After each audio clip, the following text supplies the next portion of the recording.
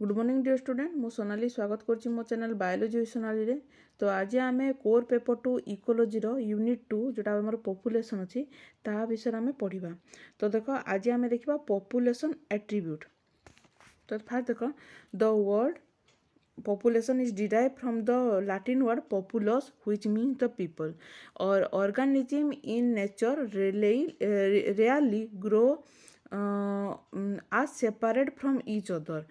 Each species in a ecosystem exist as a population. तो basically प्रत्येक अलग प्रकार स्पेसीज है से आम पॉपुलेशन कहवा। अर्थात मनीष मानकर गोटे पॉपुलेशन हम ताले बाघ मानकर गोटे पॉपुलेशन हम सेमती गाई मानकर गोटे पॉपुलेशन हम। अर्थात आम गाई छेली बाघ मनीष समस्त को लेकिन गोटे पॉपुलेशन करिपरिबा नाही।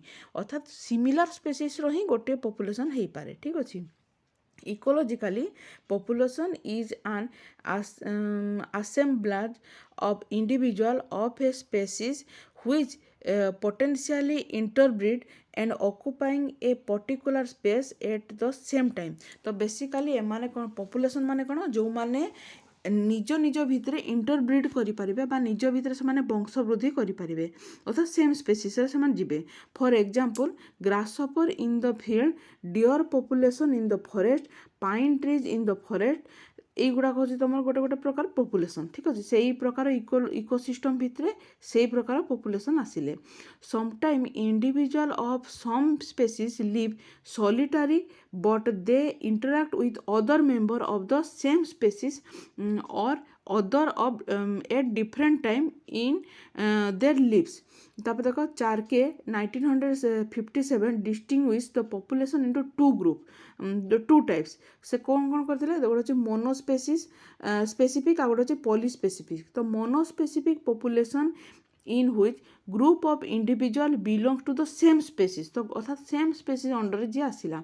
पॉलीस्पेसिफिक पॉपुलेशन कौन मिक्स पॉपुलेशन कहा जाए in which group of individual belongs to different species अर्थात अलग अलग स्पेसीज अंडर मैंने आसबे। द टर्म कम्युनिटी ताको आम कम्युनिटी कहू जोटा कि मु तुमको यूनिट 1 ने ऑलरेडी पॉपुलेशन कौन कम्युनिटी कौन सब बुझे सारी। ठीक अच्छे। तो जो जगार विभिन्न प्रकार स्पेसीज माने एकार संगे रुहते ताको कम्युनिटी बोली कहा जाए। ठीक अच्छे। तापर देखो the population species have numerous local population or subpopulation known as DIMS। ताको DIMS मध्य कहा जाए। It can be defined as a smallest collective unit of animal population which is able to interbreed। से माने भितर interbreed हो पारे। These individuals share a common gene pool। एमान को common gene pool थाए अर्थात एमान को जीन समान थाए। ठीक अच्छे। The gene flow between population occurs through immigration किंबा immigration। ठीक अच्छे। The natural selection act as individual of a population leading to its evolution to due to change in the gene frequency over the period of generation. It may change the physical expression of organism in the population। तो यहीटा हूँ तुम कौन plus two रे already तुम evolution ने पढ़ी आसीच जे जिते gene flow कौन जीन पुल कौन से भितर केमिति इमिग्रेशन बा एमिग्रेशन हेले जीन फ्लो करि थाए अर्थात गोटे जगार आ गोटे जगह जो जीन अच्छे से कैरी करके नहीं थांती। ठीक अच्छे। भितर इंटरब्रीड केमिति हुए ये सब आम पढ़ीचु। ठीक अच्छे। तापर पॉपुलेशन कैरेक्टरिस्टिक देखिबा। तो देखो the population ecologist J Thomas park expressed that the population has several characteristics or biological attributes which can be best expressed as a statistical function. These functions are unique to the group and cannot be applied to the individual in the group. Some of these properties are density, natality, mortality, age distribution, biotic potential, dispersal and growth form। एगुड़ा हूँ तो गोटे गोटे तार property है। A brief description of the characteristic of the population is given below. तो आम देखा fast अच्छे पॉपुलेशन डेंसिटी कौन। तो देख it is defined as number of individual in relation to the definite unit place. तो मन कर यहाँ हूँ गोटे प्लेस है यही प्लेस रे मनकर नंबर ऑफ पॉपुलेशन होचे हमर 100 ताले आम ये कहबा पॉपुलेशन डेंसिटी केते 100 है 100 पर स्क्वायर किलोमीटर तो आम मनकर एटा स्क्वायर किलोमीटर नेले तो गोटे जगह 100 स्क्वायर किलोमीटर अच्छी मनकर आउ गोटे जगह आमर मनकर 10टी अच्छी ताले आम यार पॉपुलेशन डेंसिटी केते नेबा जे गोटे स्क्वायर किलोमीटर भितर 10 जन अछंती ताले यार पॉपुलेशन डेंसिटी है 10 पीपल्स पर स्क्वायर मीटर है सॉरी स्क्वायर किलोमीटर तो यही प्रकार आम ताको पॉपुलेशन डेंसिटी कौन कहबा है तो देख it is generally express as number of individual or biomass area or volume that is 100 peoples per square meter or 4000 crustacean per meter cube of water. तो नेक्स्ट देखो the density of the organism in the given area can vary with the food supply, season and climatic condition but always has definite upper and lower limit. The upper limit to density is imposed by the size of the organism and its trophic level. If the animal is smaller, greater is its abundance per unit area for example जदि हम गोटे example दे बुझा से कहबा से प्रथम कहीदे मु जे गोटे जगार डेंसिटी केमी डिपेंड करे फूड रो सप्लाई हो बा क्लाइमेटिक कंडीशन हो बा सीजन उपर निर्भर करे जे सेठी केते लोक बसवास करि परिबे बा करि परिबे नाही ता डिपेंड करे तो आमे गोटे एग्जांपल दे बुझिबा जो example a forest is able to support more wood lice than deer population है the lower limit of the density is not well defined but homeostatic mechanism help to keep the density within limit the density is one of the important characteristic of population which is dependent upon the number of factors like resource availability तापर productivity of the population energy flow तापर देखो utilization तापर physiological stress and dispersal तो देखो तापर important factor सब देखिबा हमें तो फैक्टर गुड़ा कौन तो आम यहाँ को स्टडी करवा पॉपुलेशन डेंसिटी क्या पर डिपेंड करे गोटे हूँ नाटालिटी माने कौन जो जगार कौन नुआ जन्म हो बार्थ रेट है बार्थ रेट जन्म हम मोर्टालिटी माने कौन डेथ रेट अर्थात जो जगह कौन होता है डेथ हो जाए है तो मन नाटालिटी माने कौन जोटा प्रवेश कला पॉपुलेशन डेंसिटी रे तो किंतु मोर्टालिटी कौन जोटा कि बाहरी गला सेमती इमिग्रेशन माने कौन बाहर जगार जीवजंतु मान आसे यही जगार बसवास करें तर इमिग्रेशन एमिग्रेशन माने कौन जो भितर जो लोक मैंने जी भी हो ऑर्गेनिज्म से बाहरी गला ठीक अच्छे तो यहाँ हूँ या द्वारा कौन होता है ये दुईटा द्वारा पॉपुलेशन इंक्रीज होता है किंतु ये दुईटा द्वारा पॉपुलेशन डिक्रीज होता है ठीक अच्छे तो यहाँ हूँ फैक्टर जब यहाँ तुम जो पूरा बुझीगल मु तुमको आ पढ़ेबा न पढ़ेले तुम निजे तुम कौन कर तुम निज मनरू लिखिपार ठीक अच्छे तब देखिए हमें क्रूड डेंसिटी कौन it is defined as the total number of individual और biomass per unit of the total space that is the number of rhinoceros living in the Kaziranga national park तो गोटे बायोमास रे जो पर यूनिट टोटल केते space रे केते number of individual रहउचंती ताकू नेगिना कहे क्रूड डेंसिटी तार स्पेसिफिक कौन बा इकोलॉजिकल डेंसिटी कौन it is defined as the number of individual और biomass per unit of the habitat space तो हम हैबिटेट स्पेस रे से केते रहउचंती ठीक अछि it is the available area और volume which is actually colonized by the population. For example, rhinoceros do not occupy all area of Kaziranga National Park, but it may avoid some of the area due to the lack of food, shelter, human habitat. Therefore, the area inhabited by the rhinoceros actually will be its ecological density. तेणु कौन है ecological density माने कौन जो जगार से particular बसवास करुचे सेटा हूँ इकोलॉजिकल डेंसिटी कारण ये टोटाल जदि आम यहाँ हूँ गोटे काजीरंगा नेशनल पार्क देखा जरूर नहीं जे टोटाल एरिया रे राइनोसर रहिबो से मनकर पर्टिकुलर यही जगार से ऑक्युपाई करिकी रहिला এই জায়গার অকুপাଏ କରିକି ରହିଲା, ବାକି ଜାଗାରେ ସେ ଅକୁପାଏ କରିପାରିବ ନାହିଁ, କାରଣ ହୁଏତ ଫୁଡ୍ ପାଇଁ ହଉ ବା ୱାଟର ସପ୍ଲାଏ ପାଇଁ ହଉ ବିଭିନ୍ନ ପ୍ରକାର ଫ୍ୟାକ୍ଟର ଥାଏ।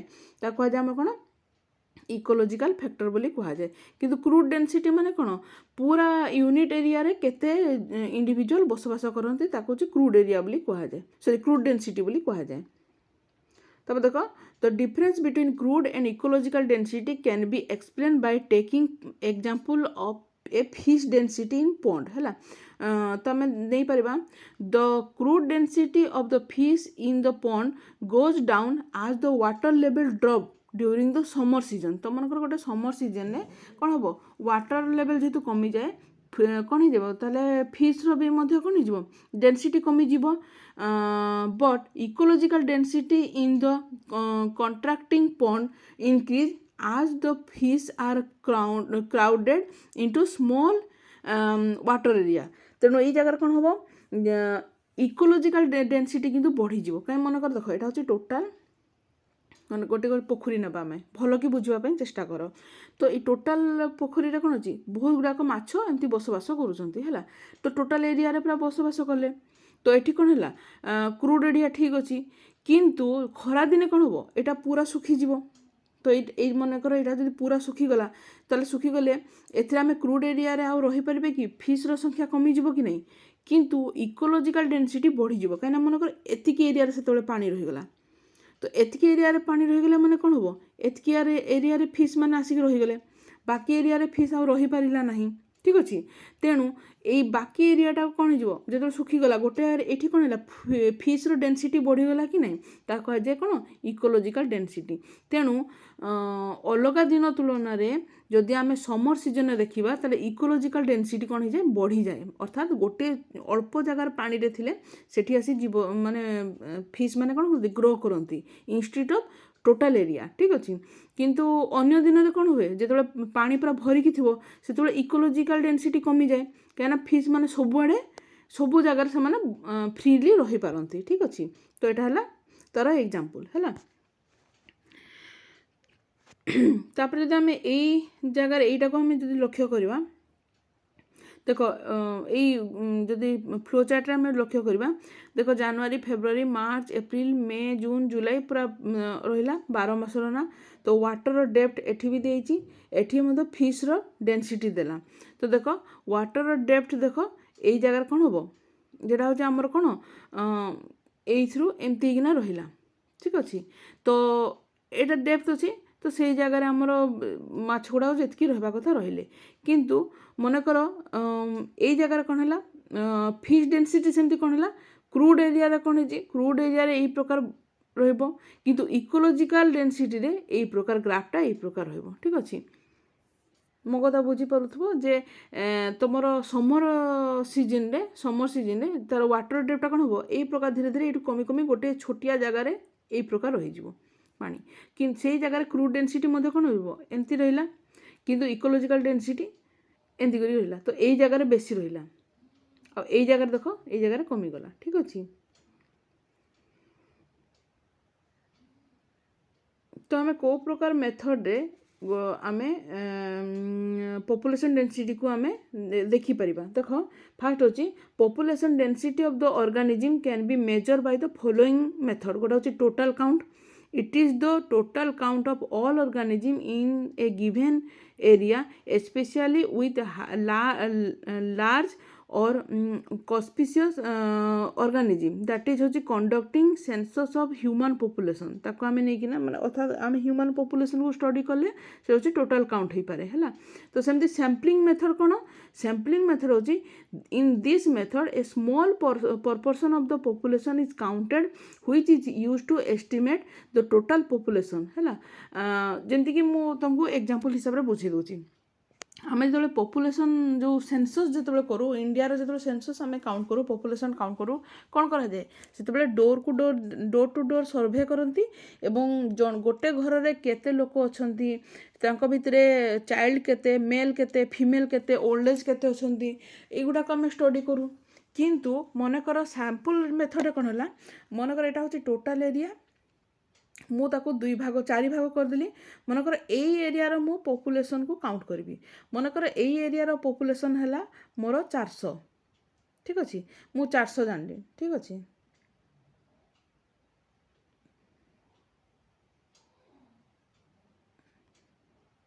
ହେଲା, ଏକୁ ମୁଁ 400 ଜାଣିଲି। ଆଉ ଥରେ କହିଦେଉଛି, ତ ଏକୁ ମୁଁ 400 ଜାଣିଲି। ତ ଇଏ ଯଦି 400 ହେଲା, ଏଇଟା ହେଉଛି ମୋର ସ୍ୟାମ୍ପଲ୍, ଏଟାକୁ ମୁଁ ସାମ୍ପଲ୍ ହିସାବରେ ନେଲି। ବର୍ତ୍ତମାନ ତାହେଲେ ମୁଁ 4ଟା ଏରିଆରେ ମୋର କେତେ ଭଲ, ତାହେଲେ ମୁଁ 4 1600 ଲୋକ ରହିବେ ବୋଲି ମୁଁ ଜାଣିଗଲି। କେମିତି କଲି, ମୁଁ ଗୋଟେ ଭାଗରେ ଯଦି 400, ତ 4ଟା ଭାଗରେ କେତେ ଅଛି, 400ରେ 4 ଗୁଣିଦେଲି ମୁଁ, ହେଲା।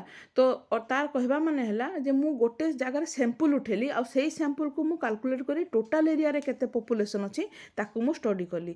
କିନ୍ତୁ ଟୋଟାଲ୍ କାଉଣ୍ଟରେ କ'ଣ ଅଛି, ଟୋଟାଲ୍ କାଉଣ୍ଟରେ ସାମ୍ପଲ୍ ନିଆଯିବନି, ପୁରା ଡୋର୍ ଟୁ ଡୋର୍ ସର୍ଭେ କରାଯିବ, ଠିକ୍ ଅଛି। ତାପରେ ଦେଖ ସାମ୍ପଲିଂ ମେଥଡ଼ରେ ମଧ୍ୟ ତମେ ଦେଖ 2 ପ୍ରକାର ଅଛି। ଗୋଟେ ଅଛି ୟୁଜ୍ ଅଫ୍ କ୍ୱାଡ୍ରାଟ୍ ମେଥଡ଼, ହେଲା। In this method count all the individual on several quadrat, ହେଲା, of known size and extrapolated polate the average of the whole area. The shape and the size of the quadrat vary with type of organism study. It can be circular, triangular or square type, ହେଲା। The method is extensively used for plant population and many invertebrate. तो क्वाड्राट method कौन करा जाए, sample नहीं ताको study करा जाए, ठीक अच्छे। तब देखो कैप्चर रिकैप्चर मेथड कौन, तो simple type of population method is known as Petersen method as it was developed by the scientist C.G.J. Peterson in 1898. This method is used to count large animals like bird, fish. The animal are captured, mark and release in the environment. तो basically से animal मान को कौन जाए capture करा जाए, तांको mark करा जाए एवं तांको पुणी थरे एनवायरनमेंट को छाड़ी दिया जाए। On subsequent day animal were recapture by calculate the population density. आ सेमान को सही अनुसार गोटे दिन में केते पॉपुलेशन अच्छी ताको काउंट करा जाए। तो population at any time will have marked and unmarked individual. The population of the marked individual in a later sample is used to determine the total population. For example, आम गोटे example they बुझिबा, suppose 100 fish are captured, हैला। तो mark and release again into the pond, ताको हमें mark कलु एवं पुणी थर मार्क करी ताको हमें पानी रे छाड़ी देलु। After some time again 120 fish were captured एवं तांको पुणी थर आम कौन 120टा फिश मान को आम कैप्चर कलु एवं सेमान को भितर 30 जन को जोटा कि पूर्वर ऑलरेडी आम मार्क करते, ठीक अच्छे। ताहले the size of the population was counted, जो फॉर्मूला रे आम काउंट करिबा देख। तो देख मु आउ थोड़ा भल कि बुझे दूची। प्रथम आम 100 जन माछ को धरिकिना ताको आम मार्क करलु, मार्क करिकिना पुणी थरे ताको मार्क करिकिना ताको आम पानी रे छाड़ी देलु, हैला।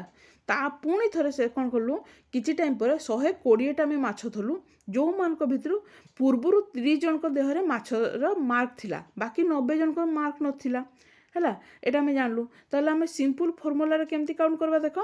Mark animal in second sample by total caught in second sample, हैला, that equal to mark animal in first sample divided by total population size। अर्थात प्रथम देख आम mark animal in second sample केते अछि 30 divide by total cut in second sample, आम के second sample केते धरथिले 20 धरथिले 120 धरथिले, 120 रु 30 जनकर आमर मार्क अछि, हैला।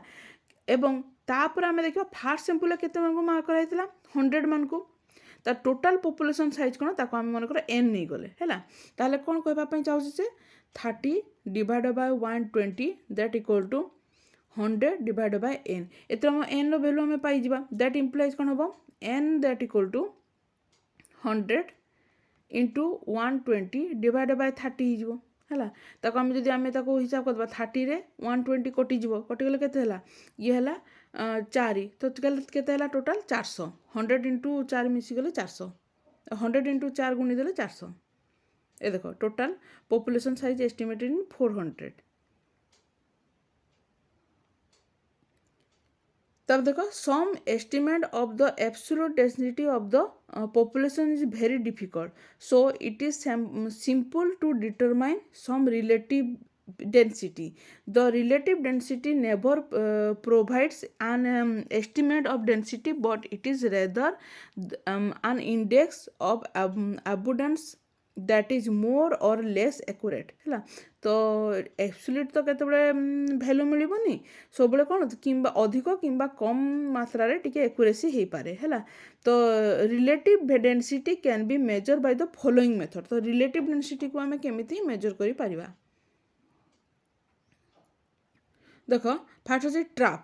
ଇଟ୍ is generally use in capture recapture method, but also use the determine relative density as the number of individual caught day ଆଉ trap. ତ ଗୋଟେ ଦିନରେ ଆମେ କେତେ କଟ୍ କଲୁ, ଗୋଟେ ଦିନରେ ଆଉ କେତେ ଟ୍ରାପ୍ କଲୁ, ତାକୁ ମଧ୍ୟ ଆମେ କାଲକୁଲେସନରେ ନେଇପାରିବା। ଠିକ୍ ଅଛି। ତାପରେ ଦେଖ number of faecal pellet by counting of number of faecal pellet, ଅର୍ଥାତ୍ ତାଙ୍କର ମଳକୁ ନେଇକିନା ମଧ୍ୟ ଟେଷ୍ଟ କରାଯାଏ। Index of population size can be determine. For example population of rabbit and deer ଏବଂ ରେବିଟ୍ ମାନଙ୍କର ପପୁଲେସନ୍ ଏହି ପ୍ରକାର କାଉଣ୍ଟ କରାଯାଏ। ତ ଦେଖ vocalisation frequency by analysing the call of animal ହେଲା। ଏନିମାଲ୍ ମାନେ କେଉଁ ପ୍ରକାର ରଡ଼ି ଛାଡ଼ୁଛନ୍ତି ବା କେଉଁ ପ୍ରକାର ତାଙ୍କର ଭଏସ୍ ଅଛି, ତାକୁ ମଧ୍ୟ ଷ୍ଟଡି କରିକିନା ସେମାନଙ୍କର ପପୁଲେସନ୍ କାଉଣ୍ଟ କରାଯାଏ। In particular time duration index of particular population size can be determined. The number of pleasant call had पर 15 मिनिट, अर्थात मानकर गोटे 15 मिनिट भितर आम फिजेंट कॉल शुणिले है। तो in the early morning it has been use as a index of size of the pheasant population. तो आम जानीगले फिजेंट पॉपुलेशन 15 मिनिट जदि एतकी थर शुभुची ताले केते हितो। तो अर्थात आम प्रथमे कौन कले मलरू टेस्ट मल को देखिकिना से आम स्टडी कले फिसाल मार्क को लेकिना, तापर तांको भॉइस को लेकिना मार्क कले। तापर आ गोटे फीडिंग कैपेसिटी। तो फीडिंग कैपेसिटी कौन? फीडिंग कैपेसिटी है population density can be counted by the calculating the amount of food consumed by animal before and after treatment. For example, the amount of bait consumed by rat किंवा mice before and after poisoning and can be used determine as index of change in density. तो density बा population density को प्रकार major करागला तुम detail जानिल। आमे trap केमती करबा किंबा सेमान को आमे फेसाल पलेट रो केमती टेस्ट करबा बा भोकाल रो केमती टेस्ट करबा किंबा तांको फीडिंग कैपेसिटी रो केमती टेस्ट करबा केते पॉपुलेशन अछि आमे जानि पाले। तो आज पाई एतिकी। नेक्स्ट क्लास रे मु नाटालिटी मोर्टालिटी या ऊपर मु आनिबी क्लास आनिबी। तो आज पाई तो एतिकी। Thank you.